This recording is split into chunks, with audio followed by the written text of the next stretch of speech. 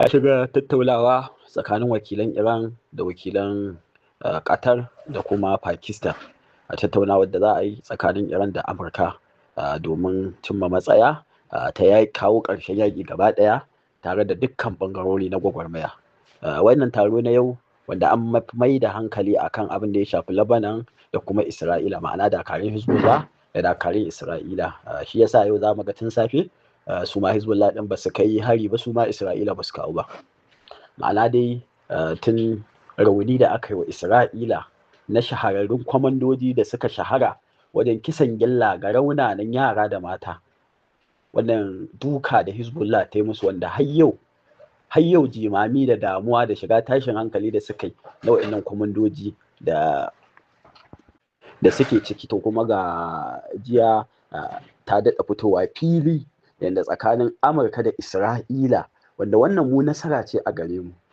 Jagoran Iran ya yi ƙoƙari ya ɗinke duk wata hanya da za a samu ɓaraka a ƙasar Iran.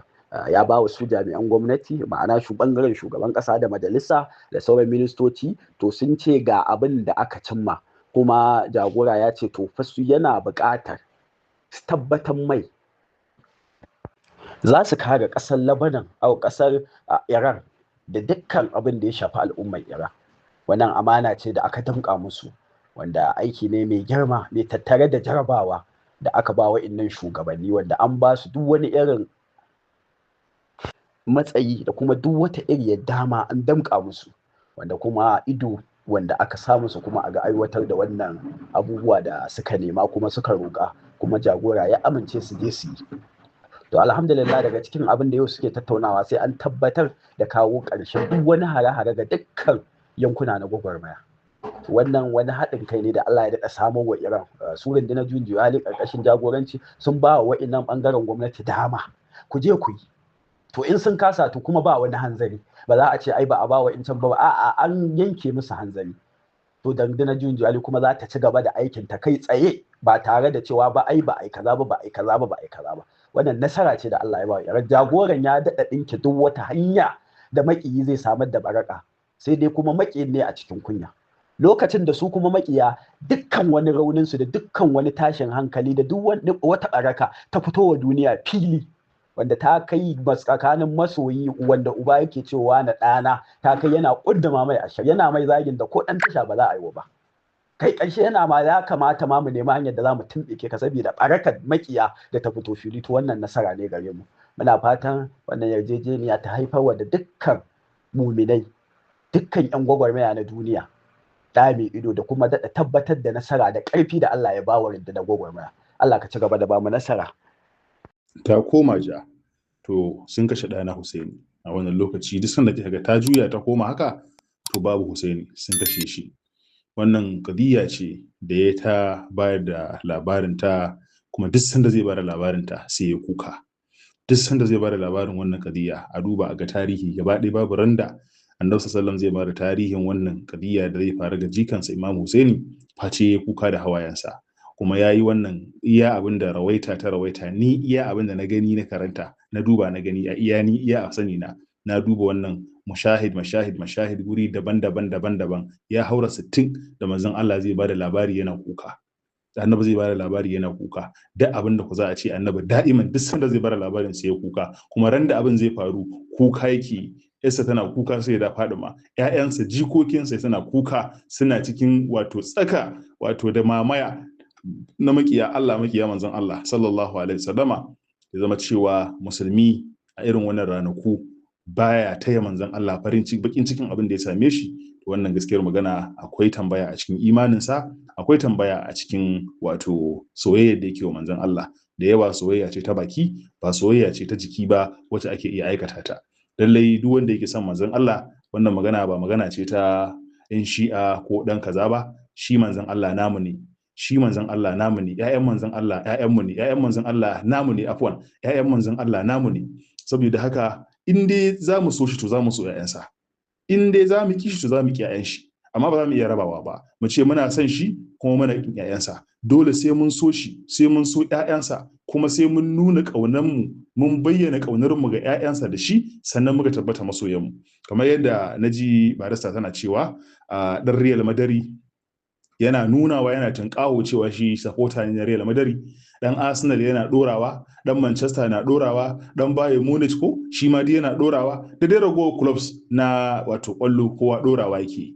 Dan Ligite kullun yana dora wato tag dinsa, injiniya kullun yana kokari ka sa masa wato yana girmama profession dinsa, yana son kai linkin dinsa ga wannan lawyer kullun bukatar sa ka hada shi da ba din shi, ka hada shi da kaza din shi, baya kimar baya tsoron ka ce shi a duk inda yake yana son ya bayyana cewa shi shine wani saboda profession dinsa ne kuma yana kare shi. Saboda haka kowa yana iya fitowa ya bayyana shi ne shi, yana bayyana abin da yake alfahari da shi, yana fitowa ya bayyana masoyinsa. Haka ɗan siyasa wani zai ce shi masoyin wane ne, zai fito ya faɗa, zai lika a motarsa, zin ka je gidansa falon shi za ka ga hoton wannan masoyin nashi. Wani zai fito ya lika ya ce shi masoyin malam wane ne, wannan zai ce shi masoyin shehu wane ne. Baya ɓoyewa, amma sai mu ɓoye san da muke wa 'yan manzon Allah. Mun yi halacci, anya mu ya'ya ne, anya kuwa da gaske muke son manzon Allah, anya mun yi halacci kuwa. Babu halacci, kuma ba ɗan halak bane ba kai, mutukar zaka ɓoye soyayyar Allah, soyayyar manzon Allah da uwa uba soyayyar iyalan manzon Allah, domin soyayyar iyalan annabi tana haɗe duka wayannan soyoyin na annabin da na Allah baki daya. Dan in ka so iyalan manzon Allah ka so manzon Allah, in ka so manzon Allah ka so Allah, haka abin yake. Haka manzon Allah ya faɗa, yace ya Ali da'atallah, da'ata amun biyayya to Allah aka yi wa. Wanda ya maka biyayya Ali ni yewa biyayya, wanda ya mun biyayya Allah yewa biyayya. Sannan wanda ya ƙi ka Ali ni ya ƙi, wanda ya ƙi ni annabi Muhammad ya ƙi Allah, bai wa Allah biyayya ba. Saboda haka iyalan gidan annabi duka haka abin yake. Kuma Allah ya ce zan tambaye ku kan kaunarsu.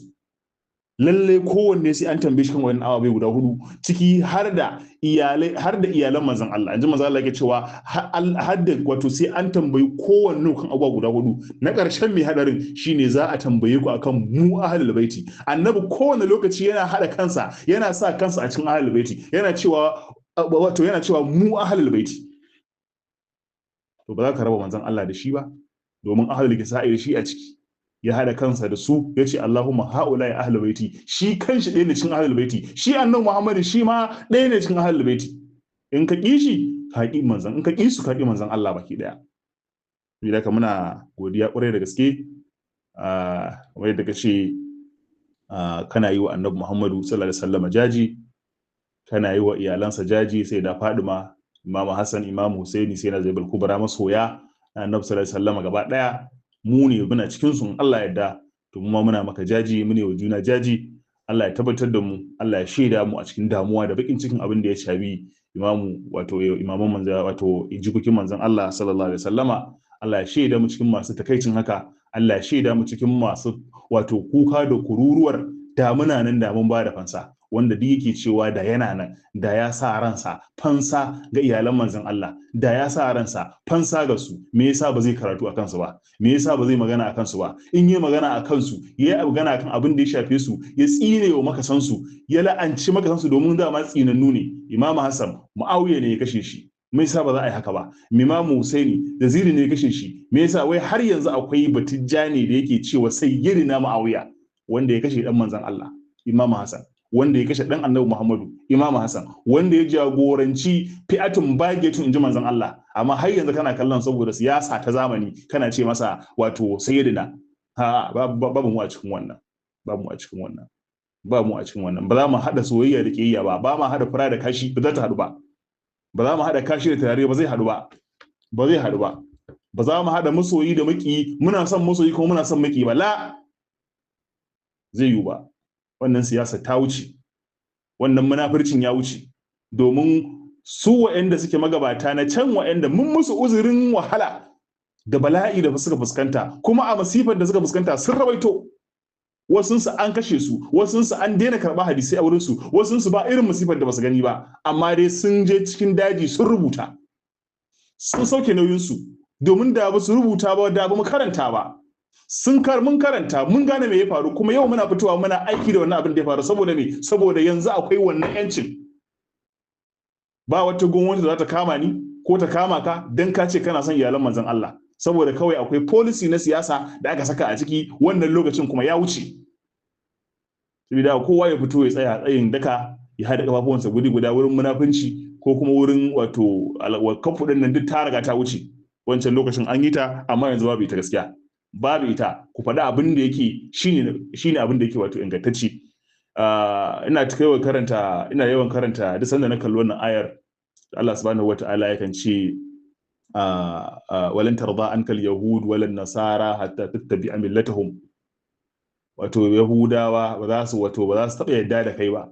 A'a ba ita ba, wa qalatil yahudu laysa nasara ala shay'in wa qalatil nasara laysa yahud ala shay'in. Allah ya ce wa hum yatlunul kitab. Ba yahudi ya ce ba nasare ba kowa bane ba akan komai yake ba. Ba nasare ya ce ba yahudi ba kowa bane ba akan komai yake, ma'ana duk ba akan shari'a suke ba. Allah ya ce wa hum yatlunul kitab, kuma suna kan littafi. Saboda kowanne a cikin littafin su addinin Allah ɗaya ne. Addinin Allah ɗaya ne. Da Yahudawa sun riƙe littafin nan da kirki, da ya nuna musu Annabi Isa. Da Annabi Isa ya zo haƙura ya su bi shi kawai. Sai suka sa san rai su ce wannan abin daga Allah ne kuma ba daga Allah bane ba. Kuma irin abubuwa irin wannan. Rabbitul Allah ya kaziba kuma ya suna ɗaukar ƙarya suna ginda da Ubangiji kuma sun san da cewa ƙarya ce suke yi. Haka da Nasara lokacin da manzon Allah ya zo, da sun bi littafin nan sun bi littafin nan kafa da kafa, kamar yadda Salman al-Farisi ya biyo shi kafa da kafa ya hada shi da manzon Allah. Da sun bi littafin nan kafa da kafa Injila, da ya hada su da manzon Allah sallallahu alaihi wasallama. Tunda wannan ta faru tsakanin su da shi, su zo za a karanta, Allah ya ce kul hatu, wato su zo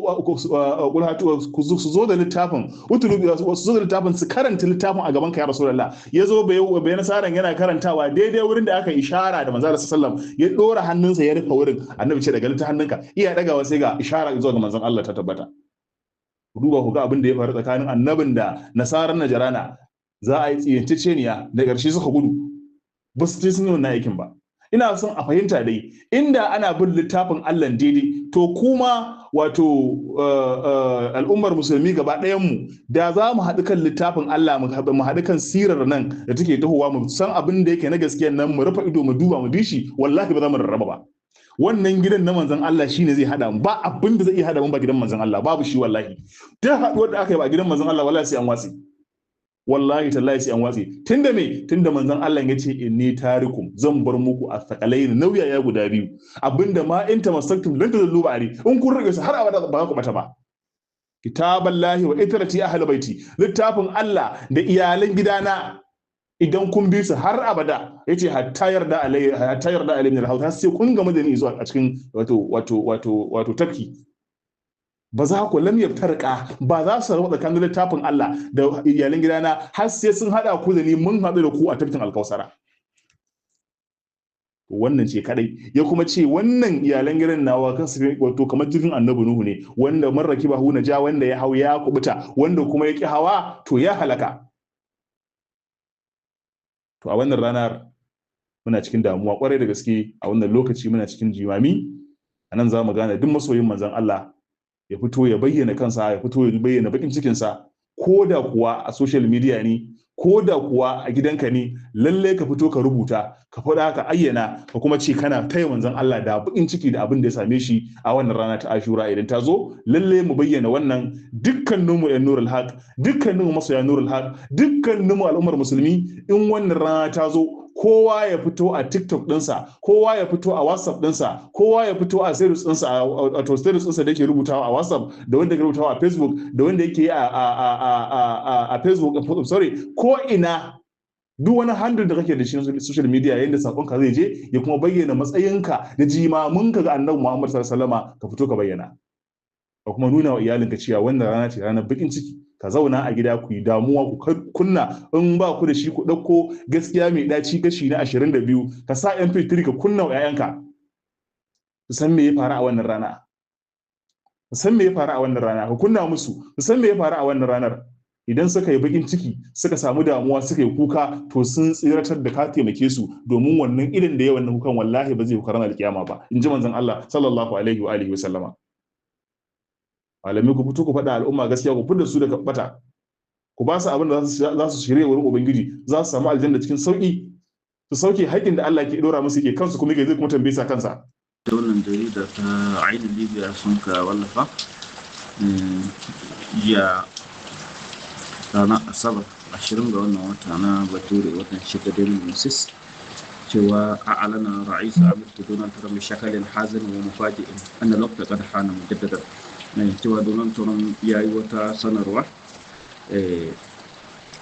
mai karfi kuma mai sauri mai firgitarwa bi ma'ana abin mamaki inda ya nuna cewa lokaci ya yi da za a sake bi ma'ana zai sake tuntuɓa koriya ta arewa don a samu zaman lafiya cikakkiya a duniya game da abin da danganci nukiliyar koriya ta arewa, saboda kun san koriya ta arewa tana cikin ƙasashe masu nukiliya kuma tana cikin ƙasashe waɗanda an kafi ganin cewa sun yi masarwan ƙasashe na nukiliya haɗari saboda rashin shirinsu da ita amurka da kanta da kuma sauran ƙasashe wadda su suna ɗasawa ne kawai da rasha da china, amma ba su ga maciji da ƙasashen yamma yadda kun riga kun sani, kuma suna da nukiliya suna bunƙasa ta kuma suna barazana da abisu lokaci zuwa lokaci, suna gudun makamai irin waɗanda ke tsorata makwabta musamman ƙasashe waɗanda suke goyon bayan turawan nan. Saboda mutane su gane matsalar koriya, ita koriya ƙasa guda ce wadda turawan nan sun kazo sun raba ta, to shi yasa ɓangaren da ke biyayya ga turawa ba su shiri da wanda haka na japan amurka ta jefa musu makaman nukiliya a yankin harshima yadda dai kun ka sani yakin duniya na biyu, amma sun ka koma karnukan amurka.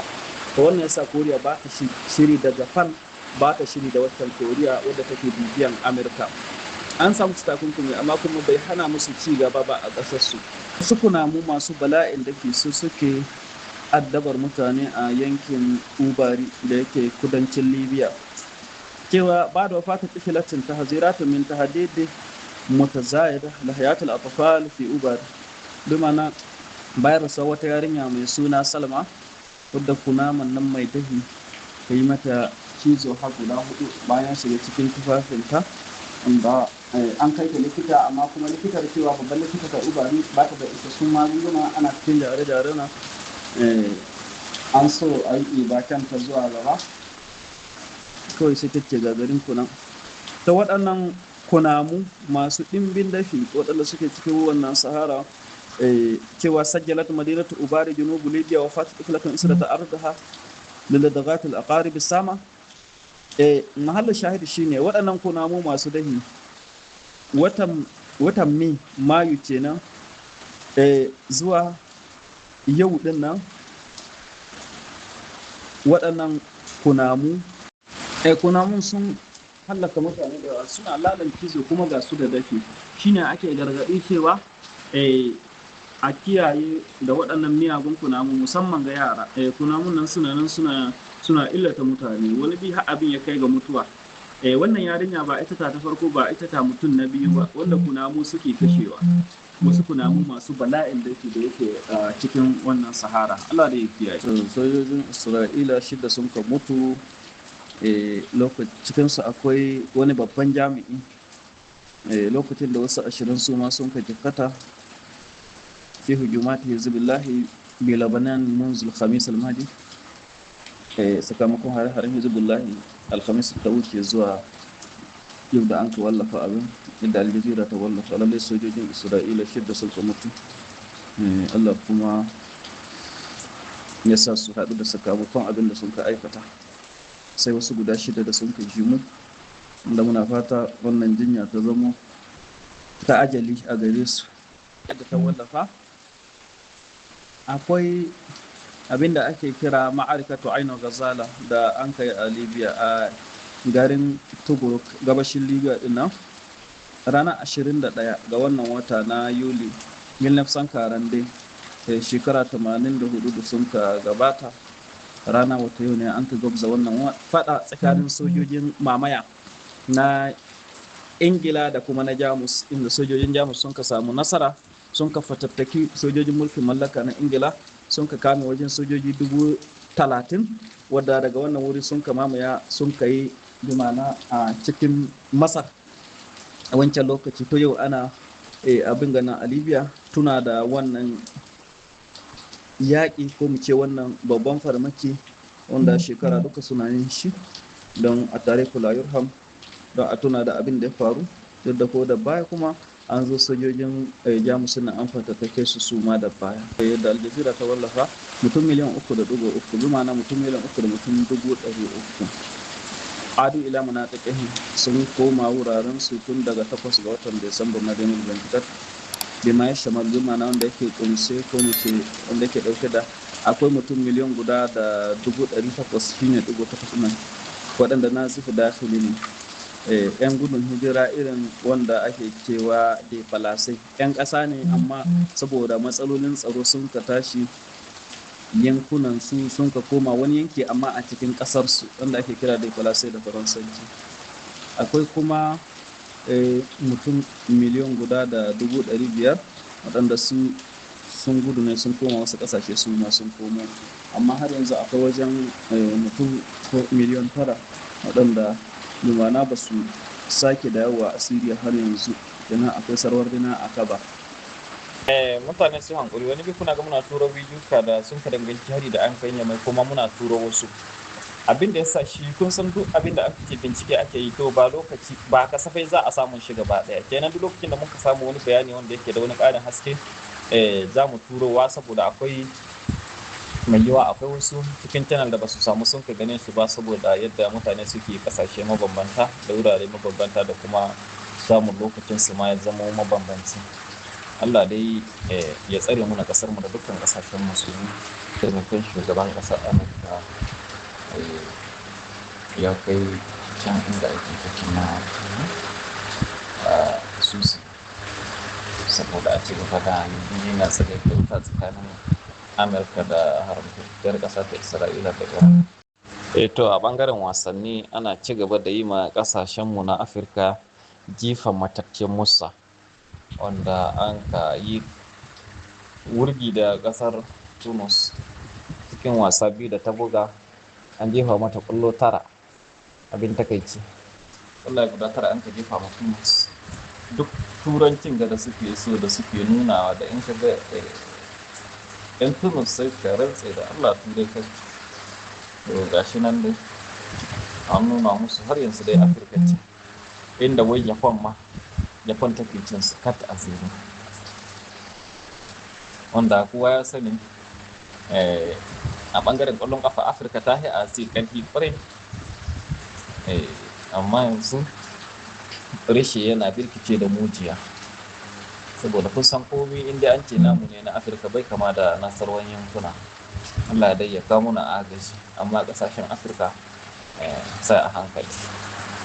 Wannan la'ananin kenan ne da kuke gani mai suna Ben Gvir ya nuna akan cewa ba su yadda da duk wata yarjejeniya tsagaita wuta ko wata yarjejeniya da Lebanon matuƙar akwai Hezbollah.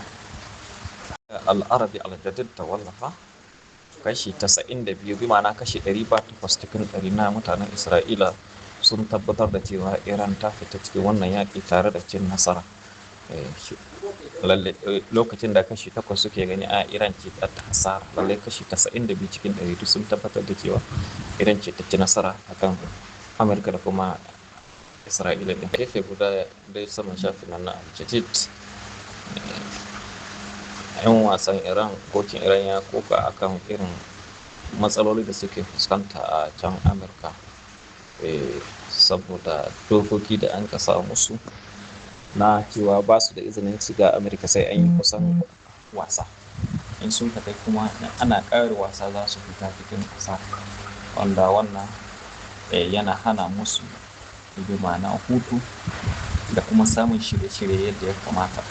Saboda duk wanda ya shirya kuma a ce ka hau jirgi ka yi wani washi sa'annan kuna karewa a sake ɗaukar wata doguwar tafiya, ya ga tafiye-tafiyen ɗaya sai ya wahalshe su saboda matsalolin visa da kuma dokoki dai da Amerika ta sa musu. Tun da dama kun san ba wani shiri a akwai. Dalilan ta ainihin Libya ta wallafa akwai wani taro da ake yau dinnan a Masar akan makoman Libya, wanda akwai bi ma'ana ministrori na kasashe da yawa waɗanda suka danganci turkiya da ita ƙasar masar da kanta da saudiya da wakilin amurka a ƙasashen larabawa duk suna taron don a samu wai a yi matunkar hanci game da abubuwa da suke faruwa a libya. Ya za a yi ƙasar ta zama ƙasa dunkulalliya maɗaurin ki ɗaya mai shugaba ɗaya mai manufa ɗaya, wanda da shine akwai son ka juya shi, yanzu kuma shine ake so a sake dawo da shi. Ita wannan jarida ta Ra'id ta wallafa an ceto mutum 15 masu so su turai waɗanda nan jirgin su ya samu matsala a cikin mayar Mediterranean da wannan teku wanda ya raba tsakanin Libya da turai. Lalle da kuke gani cikin wannan bidiyo da kuma kuke ji masu shi Libyanci ga yadda sun kace mutane suna ta kokari saboda sun ci ladan kuturu kenan dole su yi masa aski, an zuba musu kuɗi akan cewa su tare kenan duk abin da an ka samu za a tare kuma za a yi amfani da wannan a kan wasu waɗanda ba su san hawa ba su san sauka ba saboda a ce su ma har da su da Allah da ya kyauta. Bokar kasar da sun yawa kenan za mu samu fasarar lokaci. Salamu